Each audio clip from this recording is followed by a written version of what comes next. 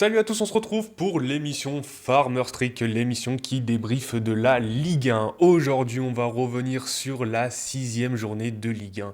Et comme vous pouvez le voir, je suis tout seul, pas de Gaëtan, pas de Guianche, pas de Tiziano, ni même de Arnaud. Et je suis bien seul, du coup l'émission sera un peu plus courte. Donc, comme je le disais aujourd'hui, on va débriefer de la sixième journée de Ligue 1. On va parler des gros matchs Rennes, Lens, Strasbourg, Marseille et rapidement parler des matchs de Coupe d'Europe. On est mercredi, donc on a pu assister déjà au match de l'Olympique de Marseille contre l'Ajax. Et donc on va revenir dessus. Évidemment, on reviendra sur un peu tous les matchs rapidement de cette sixième journée de Ligue 1. Et pour finir, je vous parlerai dans la séquence les anciens de Ligue 1 ou un Français à l'étranger. On va faire peut-être autre chose, mais vous verrez ça en fin d'émission. Voilà. Donc aujourd'hui, donc on va revenir déjà sur les gros matchs de cette sixième journée de Ligue 1. J'en ai retenu deux. Le Rennes-Lens qui s'est fini sur un 0-0, mais un match hyper intéressant. Et sur le Strasbourg-Marseille qui s'est fini en 2-1 pour l'Olympique de Marseille. Encore une fois, on parle de l'Olympique de Marseille, mais c'était un très bon match avec deux bonnes équipes et quand même une équipe de Ligue des Champions et une équipe en Conférence League. La semaine prochaine, je vous promets, on parlera d'un derby et d'un autre gros match qu'on aura en Ligue 1, mais on verra ça un peu plus tard. Donc pour commencer, on va démarrer avec le match Rennes-Lens. Du coup, c'était un match dans le match avec Habibey contre son adjoint Pierre Sage. Donc Habibey qui a commencé ses débuts en tant que coach au Red Star en national et qui avait comme adjoint Pierre Sage. Aujourd'hui, Habibey est coach du Stade Rennais et Pierre Sage, après être passé par l'Olympique Lyonnais, coach le RC Lens. Du côté de Rennes, on avait l'absence de Valentin Rongier qui était encore un peu blessé. Sinon, c'était une équipe plutôt classique avec le pôle devant, Brilem Bolo. Pour Lens, on avait une attaque Wesley Saïd, Hudson Edouard et Florian Thauvin, donc une attaque très très intéressante. Malheureusement, on n'a pas eu de but dans ce match, mais il y a quand même pas mal d'enseignements à retenir. Le fait du match, évidemment, si on commence à rentrer dans ce match, c'était le carton rouge au bout de 54 secondes du défenseur lensois Jonathan Gradit. Donc déjà, le carton rouge, est-ce qu'il était logique? Je pense que évidemment, dernier défenseur, le joueur fait faute, même si ça annule pas. Enfin, si, ça annule un peu une action de but parce que Seko Fofana avait un tout droit pour aller vers le but de Robin Risser. Donc, pour moi, le carton rouge déjà était plus logique au bout de 54 secondes. Mais on va voir que dans ce match, ça n'a pas affecté, ou ça a affecté un peu les équipes, mais de façon différente. Déjà, on a eu un passage en 4-4-1 de Pierre Sage pour le RC Lens. Et à partir de la 30e minute, on a eu Rennes qui est passé en 4-4-2 avec la sortie de Diawy Cissé et l'entrée de Moussa Altamari. Et en première mi-temps, à partir de la 22e minute, Lens a déjà 7 ballons touchés dans la surface adverse. Rennes 0, je répète bien, c'est Lens qui joue à 10 et le Stade Rennais qui évolue à 11. Et en fait, on a une équipe de Rennes plutôt méconnaissable. Un RC Lens qui a pas mal d'occasions. Donc si je retrouve mes petites notes, voilà. On a un arrêt de Samba sur une tête d'Udol. On a un poteau de Thomasson, là c'est plutôt en deuxième mi-temps, mais il y a pas mal d'actions du RC Lens. Et du côté du Stade Rennais, en fait, on a un joueur qui représente un peu l'équipe de Rennes sur ce match. Et depuis qu'il est arrivé dans ce club, c'est Brilem Bolo, qui s'est toujours pas acclimaté à l'équipe. L'attaque de Rennes ne tourne pas, il n'y a pas vraiment de ballon qui arrive. Donc, comment expliquer cette performance de Rennes? Est-ce que c'est un joueur, évidemment, c'est pas la faute de Brilem Bolo, c'est un collectif, ou c'est même Habibey au final qui a été le seul à s'exprimer en conférence de presse après le match. Comme on l'a vu, comme lui l'a dit, aucun joueur ne s'est présenté en zone mixte, donc il a porté toute la responsabilité. Est-ce que c'est totalement de sa faute? Je pense que en partie c'est oui, vraiment de sa faute parce que il n'a pas su faire les bons changements. On a eu aussi une équipe de Lens très soudée. tout le monde faisait les efforts à 10, donc c'était vraiment très très intéressant. Et après, c'est un peu aussi la faute des joueurs, donc comme je l'ai dit, je reviens sur Bril Mbolo, Esteban Le Paul aussi, à part ce ciseau en deuxième période, a pas vraiment existé. Brissamba quand même qui a fait son match, hein, qui a fait ses arrêts, même s'il a été chanceux comme on l'a dit sur le poteau de Thomasson. Les entrées, ça n'a pas été au niveau. Donc il y a eu pas mal de choses pour cette équipe rennaise. Et si on reprend un peu le cours du match, Lens a dominé jusqu'à peu près la 70e minute. Après, quand même, il y a eu une baisse de forme, hein. 71e, premier tir cadré de Rennes et 84e, l'arrêt de Risser donc sur le ciseau de Esteban Le Paul. Et vraiment, c'était pas assez de la part du Stade Rennais. Côté Lens, on a une défense collective, donc comme je l'ai dit, irréprochable. On a 2 têtes ratées de Guilavogui, donc s'il les cadre un peu, il y a but. Un poteau de Thomasson, donc je l'ai dit, 58e minute. 29 sprints de Ruben Aguilar, ce qui est plutôt énorme, et une masterclass d'un joueur, c'est Florent Thauvin, hein, il revient de Ludinens, on savait que c'était une super recrue pour le RC Lens, et ben là, vraiment, je pense que ça y est, il s'est remis en forme physiquement, il enchaîne les matchs, on l'a déjà vu avec sa prestation contre le LOSC la semaine dernière, même sur les prestations d'avant, il avait fait des très bons matchs, ben là, ça a été vraiment une masterclass de ce joueur, donc voilà. Donc comme on l'a dit, une équipe de Lens irréprochable qui aurait même pu marquer. Donc avec quand même un très bon Brice Samba et une équipe de Rennes vraiment méconnaissable, incapable de créer du jeu, en fait de créer quelque chose. On a des performances en montagne russe. Donc voilà, ça a été très très compliqué et Lens aurait mérité une victoire, mais en tout cas ramène un point en ayant joué le match à 10. Donc culture de l'instant oblige, il y a plusieurs blessés en équipe de France, il y a des suspensions. Est-ce que on peut espérer peut-être un retour de Florian Thauvin en équipe de France? Alors possiblement, je pense qu'il sera appelé par Didier Deschamps, sachant que le calendrier commence à être un peu chargé pour les clubs qui jouent l'Europe. Il y a encore certains blessés en équipe de France, hein, avec les joueurs parisiens par exemple, comme Désiré Doué, Ousmane Dembélé. Faudrait vérifier, hein, j'ai pas pris le temps encore de faire ça, mais est-ce que Thauvin a plutôt sa place, sachant que maintenant il a plutôt un rôle de numéro 10 que vraiment un joueur dans l'axe, donc ça peut être plutôt intéressant. Il y a encore Ryan Cherki qui est de retour à l'entraînement avec Manchester City, mais qui revient d'une blessure de 1 mois, donc potentiellement Florian Thauvin peut être appelé en équipe de France. Après, est-ce qu'il aura du temps de jeu? Ça reste à la décision de Didier Deschamps. On sait que souvent, quand il appelle ses joueurs un peu pour faire le nombre, ils n'ont pas vraiment un temps de jeu conséquent, hein. On l'a vu avec Akli Iliouche pour sa première sélection. Il a joué que 2 minutes. Hugo Ekitike, il a joué un peu plus, mais bon, ça a été dans un peu des fins de match où il n'a pas pu en montrer beaucoup, qu'Efren Turam a appelé, n'a pas beaucoup joué. Donc potentiellement, pourquoi pas rappeler Florent Thauvin, lui qui connaît déjà l'équipe de France, qui est champion du monde quand même s'il a eu un temps de jeu, un très petit temps de jeu pendant cette Coupe du Monde. Voilà, est-ce que...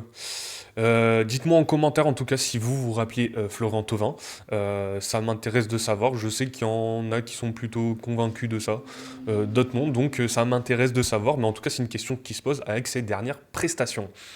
Pour clore un peu ce match de Rennes-Lens, je vais pas trop me répéter, mais prochain match pour Lens, du coup, on aura Auxerre, qui est pas cadeau, c'est toujours un bon défi. Toujours un bon défi, surtout que Auxerre est plutôt une bonne équipe, hein, qui a fait, même s'ils ont perdu contre le Paris Saint-Germain cette semaine, qui fait plutôt des bons matchs. Je suis en train de chercher, donc ça sera bien Auxerre à la Baie des Champs, du coup, à domicile. Pour Rennes, donc on l'a dit, prestation en montagne russe, qui va se rendre au stade Océane au Havre.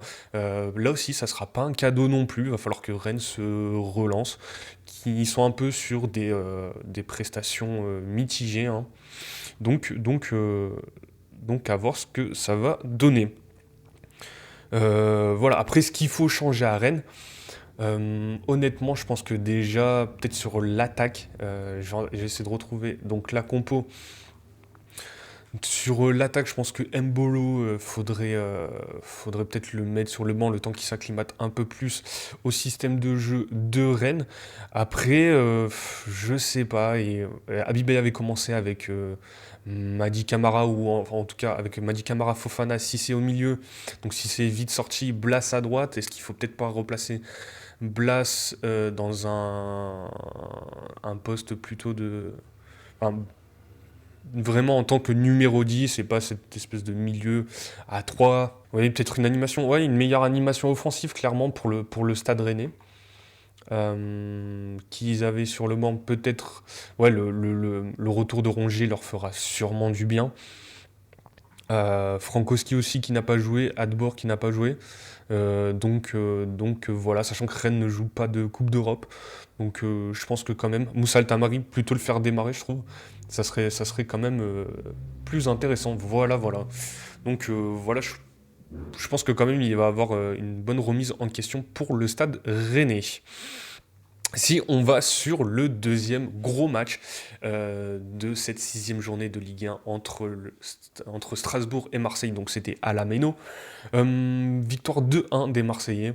L'Olympique de Marseille avec un Deserbi suspendu qui était en tribune. Il y avait l'absence de Pavard et de Greenwood dans le 11. Du côté de Strasbourg, Emega était titulaire de retour. Il est revenu la semaine dernière, il est rentré, mais là, de retour dans le 11 de départ. On a vu sur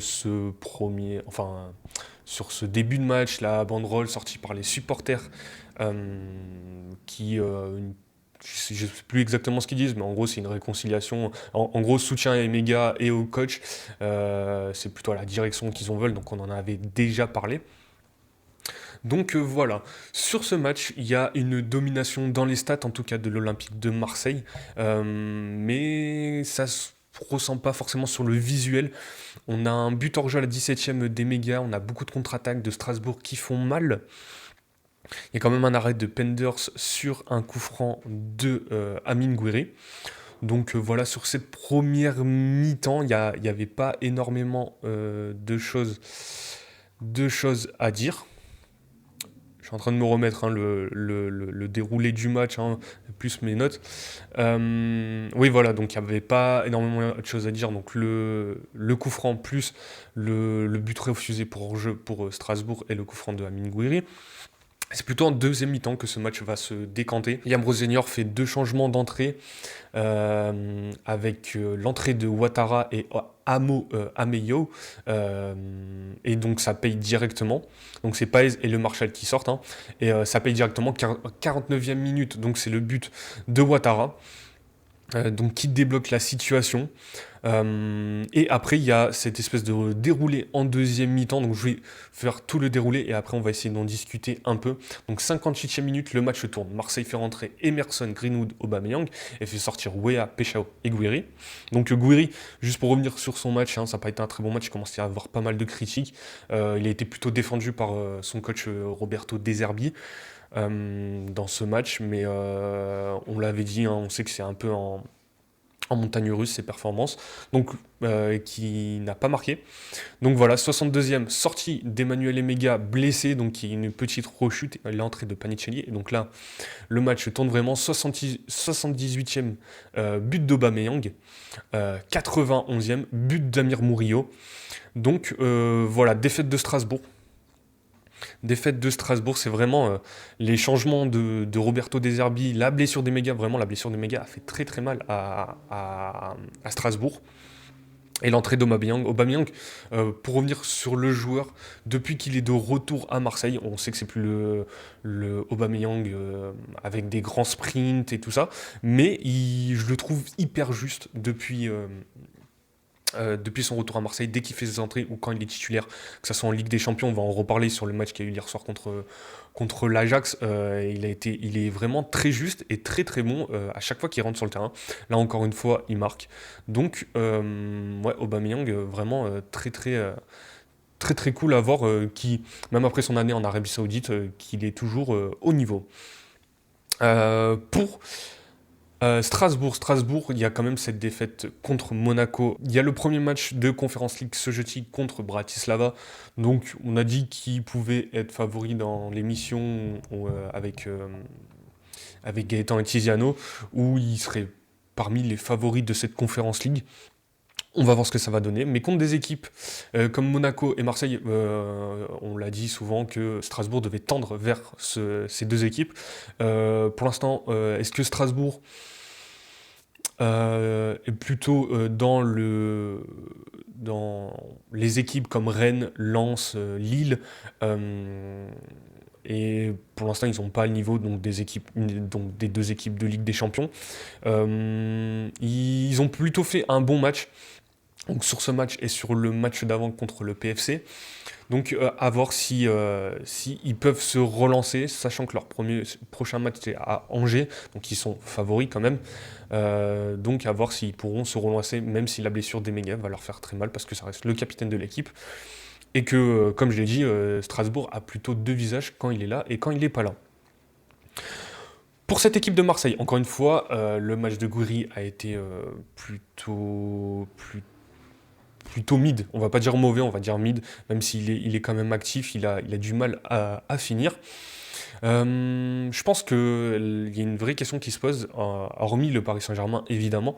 Peut-être que Marseille, et comme ça on va introduire le match de l'Ajax, je pense que Marseille peut-être est une des seules équipes de Ligue 1 à pouvoir jouer sur les deux tableaux, si on enlève évidemment le Paris Saint-Germain.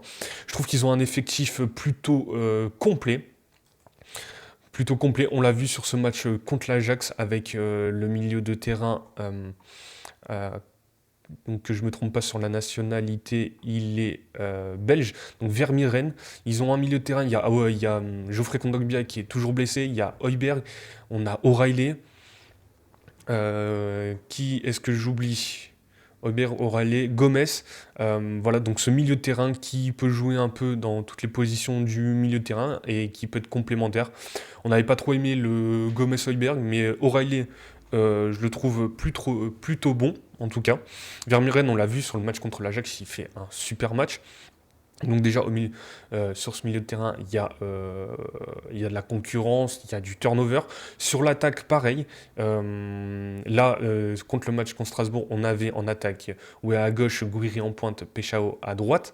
On l'a vu sur le match contre l'Ajax. Peshao peut jouer à gauche. En pointe, on a Pierre-Emerick Aubameyang et à droite, Mason Greenwood. Donc on peut... Deserbi peut pas mal alterner. Bilal Nadir qui a démarré le match contre l'Ajax.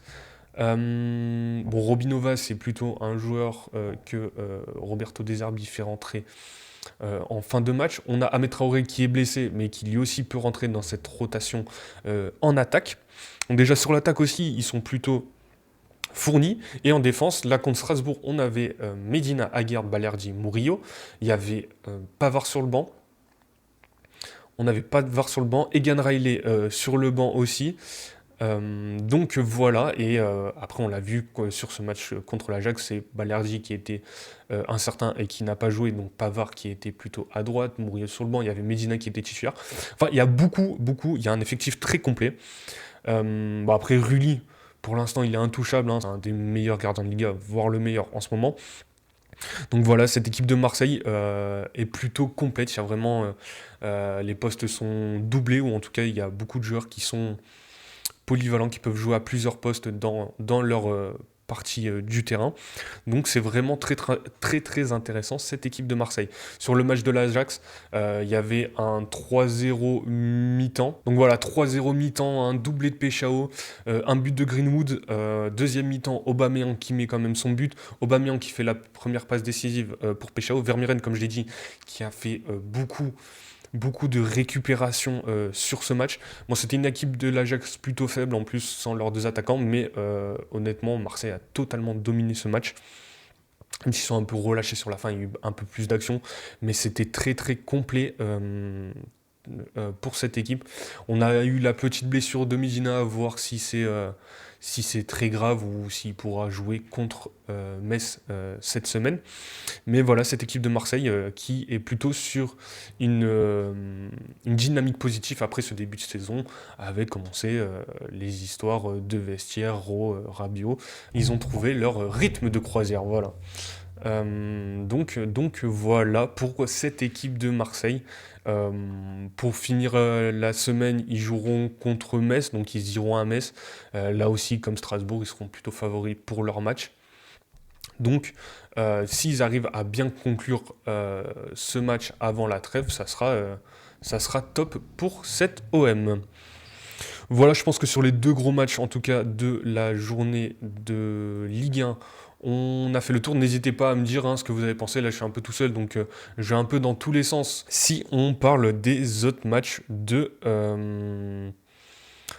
cette sixième journée de Ligue 1. On a eu le Lille-Lyon qui s'est fini sur un 1-0 pour l'Olympique Lyonnais. Donc deux équipes européennes qui ont gagné, on n'en a pas parlé la semaine dernière parce qu'ils n'avaient pas encore joué, mais Lyon qui s'est imposé contre Utrecht et Lille qui s'est imposé contre Brann. Donc deux points positifs enfin, deux matchs positifs pour nos équipes françaises avec la défaite de Nice contre l'AS Roma malheureusement. Mais sur ce match, en tout cas, Lille-Lyon, c'était plutôt un hold-up de Lyon. Donc voilà, à voir comment vont s'en sortir les deux équipes parce qu'elles rejouent cette semaine en Europa League. Donc Lille se rend au Stadio Olimpico, donc à la Roma. À voir si Lyon, quand même, on sait qu'ils arrivent à optimiser tous leurs matchs. Est-ce qu'ils vont faire un turnover pour ce match d'Europa League ou ils vont essayer de tout jouer à fond, ça sera quand même à voir. Donc voilà, plutôt un hold-up. Après sur le match, il n'y a pas énormément de choses à dire. Sur ces équipes européennes, donc on a eu Monaco qui est quand même dans une petite crise. Il y a eu cette défaite donc contre le Club Bruges sur la première journée de Ligue des Champions. Bon, ils se sont rattrapés contre Metz, mais Metz, on sait que c'est plutôt compliqué. Pour eux, là ils perdent contre Lorient. Lorient, on disait qu'ils donnaient un peu des points à tout le monde. Bah, ils ont pris leurs 3 points contre Monaco. Ils prennent un rouge aussi. Donc voilà, on sent qu'il y a une petite tension dans cette équipe de Monaco. Après, il y a 2-3 blessés, Golovin, Zakaria. Pogba n'est toujours pas prêt. Normalement, il devrait peut-être revenir après la trêve. Ça reste encore à suivre. Là, ce soir, il joue contre Manchester City. Je vois très peu de points où je peux dire que Monaco va gagner contre Manchester City, même si City, eux aussi ont des blessés, mais on a un effectif clairement plus complet. Et ça joue quand même mieux au football que Monaco. Donc City est plutôt grand favori. C'est à domicile à Monaco. Peut-être que ça va y jouer, mais je ne pense pas. Donc voilà. Sachant que la semaine prochaine, contre Nice, il y a le derby pour l'AS Monaco. Donc voilà. Pour Paris-Auxerre, donc victoire des Parisiens 2-0, le talent a fait la différence, même si, comme je l'ai dit un peu plus tôt dans la vidéo, Auxerre est une très bonne équipe de Ligue 1. Ils ont encore du mal à conclure leurs bonnes prestations par des résultats, des victoires ou des matchs nuls. Mais en tout cas, c'est plutôt une bonne équipe. On a eu la blessure de Vicha Kvaratskhelia, donc qui a été annoncé qu'il ne sera pas là pour le match contre Barcelone en Ligue des Champions. Il y a toujours Désiré Doué et Ousmane Dembélé qui sont blessés. Fabian Ruiz était en tribune pour ce match pour le reposer. Vitinha qui a été sorti très tôt, je crois que c'est à partir de la 30e à peu près, qu'il a été sorti parce que Luis Enrique n'a pas voulu prendre de risque. On a encore vu Luis Enrique en tribune en première mi-temps. On sait qu'il maintenant il a cette manie d'aller en tribune en première mi-temps et de descendre en deuxième. Donc voilà, contre Barcelone, à voir ce que ça va donner. On sait que Paris a quand même une équipe plutôt compétitive. Là, ils devraient récupérer tous leurs joueurs. que je vérifie ça. Je crois que Marquinhos est encore sur la touche aussi. Ouais, Marquinhos est toujours sur la touche, donc ça sera plutôt Zabarni et Pacho en défense centrale. Sinon, il y aura Hakimi, Mendes, pour l'instant, c'est présent. Hakimi, c'est fou qu'il soit pas encore blessé, mais on touche du bois, hein. On espère qu'il se blessera pas. Pour le milieu de terrain, donc on a dit Vitinha, Neves qui devrait revenir, Ruiz, donc c'est le milieu classique, et en attaque, Barcola devrait être là, à droite ça devrait être Kanginli, et après il y a l'interrogation, est-ce que Gonzalo Ramos, Mayoulou? Sur les émissions précédentes, on s'était dit peut-être que ça serait Gonzalo Ramos, au final c'était Mayoulou qui avait débuté contre l'Atalanta, donc à voir si Luis Enrique va réitérer ce choix. Voilà, pour un autre match de Ligue 1, on avait l'OGC Nice contre le PFC. Donc voilà, bonne première mi-temps de l'OGC Nice. De Nice, c'est peut-être une des meilleures premières mi-temps qu'ils ont pu produire sur cette saison.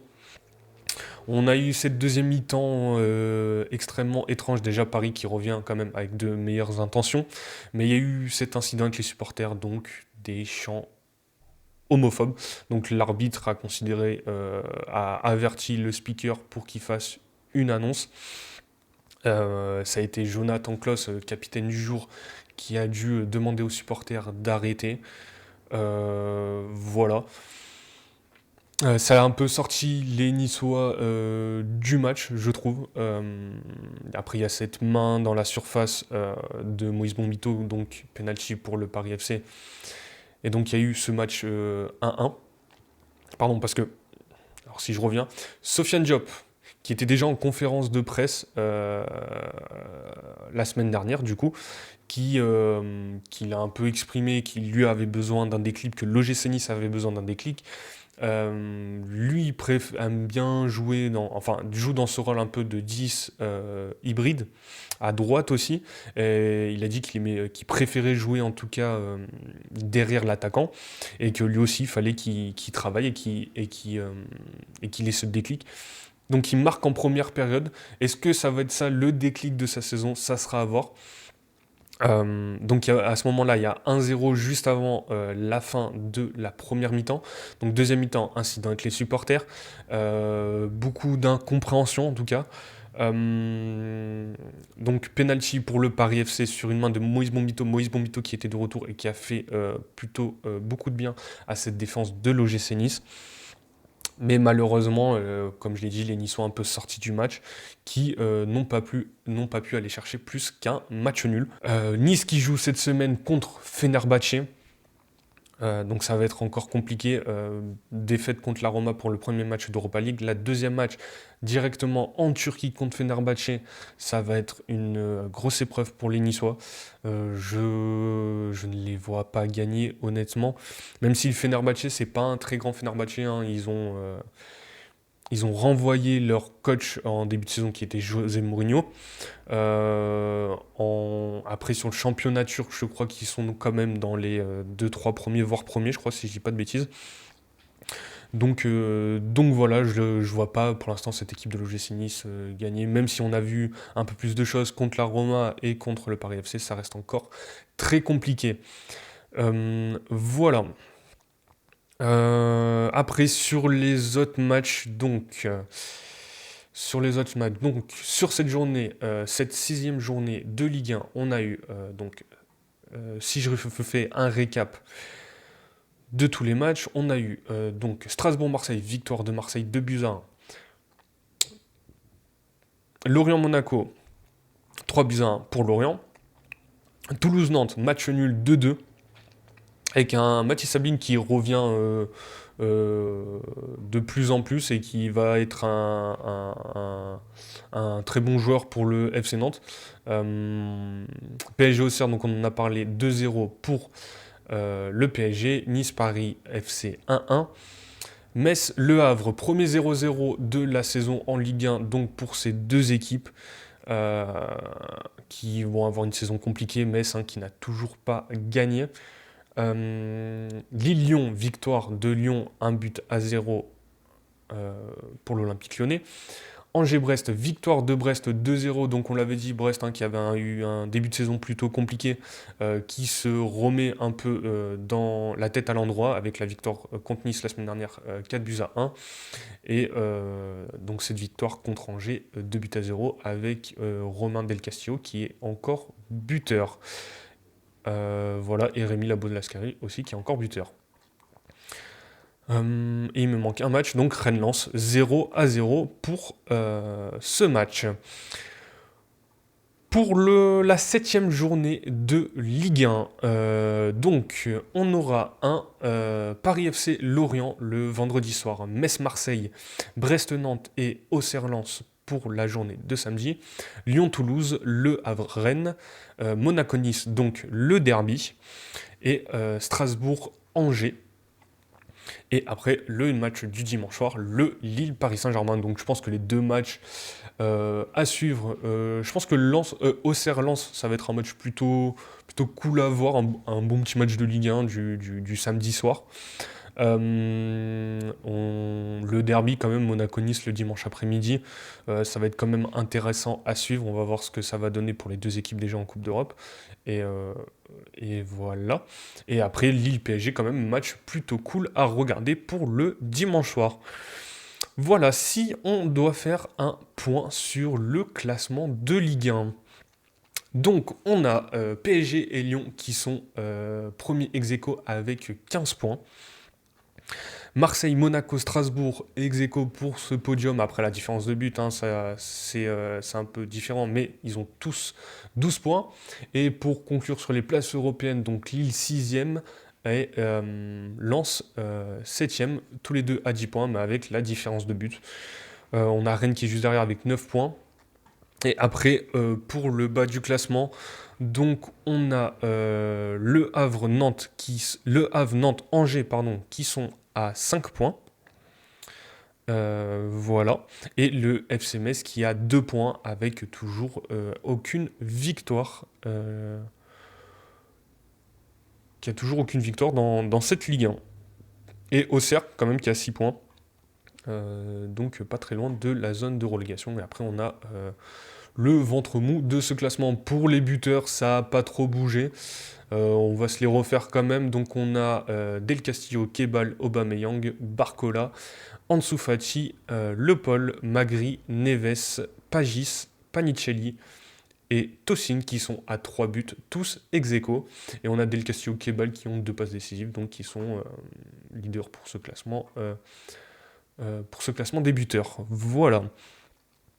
Je pense qu'on a fait le tour sur cette 6e journée de Ligue 1. Ouais, on a plutôt fait le tour.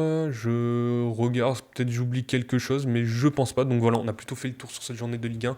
La 7e journée va être tout aussi intéressante. Après, on aura une trêve. Et donc, on aura notre émission en route vers la 3e étoile. Évidemment, on reviendra sur les matchs de l'équipe de France. Pour finir avec la dernière séquence, donc pour le coup, on va pas parler d'anciens de Ligue 1 ou de France à l'étranger, mais plutôt de nos pépites en Ligue 1. Donc actuellement, il y a la Coupe du Monde U20 qui n'est pas dans le calendrier FIFA, donc c'est en même temps que les championnats, nationaux. Donc la France qui a joué contre l'Afrique du Sud avec sa victoire 2-1. Alors évidemment, ils ne peuvent pas aligner la meilleure équipe de U20 de Français, mais on a quand même quelques noms à retenir, comme Lisandro Lmeta au cage. On a le fils on a le fils Zidane quand même, qui est en défense centrale. Dylan Nguessan, le joueur de l'AS Saint-Etienne, qu'on a vu l'année dernière en Ligue 1, Noam Camara du Paris Saint-Germain, Gabin Bernardo, la nouvelle recrue de l'OGC Nice, enfin une des premières recrues de l'OGC Nice pour ce mercato d'été qui n'a pas encore joué, mais qui est plutôt un bon joueur. On a Anthony Bermond en attaque, Lucas Michel donc, qui a marqué. Tout ça coaché par Bernard Diomède. Donc c'est pas le coach des esports, hein, c'est le coach encore en dessous. Et donc là, le prochain match, ça sera donc demain. En tout cas, là, on est mercredi, donc ça sera jeudi, contre les États-Unis. Après, j'essaierai d'en parler peut-être un peu sur les actus du jour. Mais voilà, donc je pense qu'on est plutôt bon. Je pense qu'on va conclure cette émission. Donc, petite première tout seul pour Farmer Streak, mais bon, on a été plutôt complet. Évidemment, n'hésitez pas à réagir à tout ce que je dis dans cette vidéo, à donner votre avis, ce que vous voyez pour les prochains matchs. Voilà. N'hésitez pas à vous abonner à la chaîne YouTube, évidemment, et sur les réseaux sociaux TikTok, Instagram, X, si vous souhaitez débattre, voir les actus du jour qui sont postés. On essaie d'être plutôt régulier, donc tous les jours. Donc voilà, et sur ce, moi je vous dis à la semaine prochaine pour la 7e journée. À plus!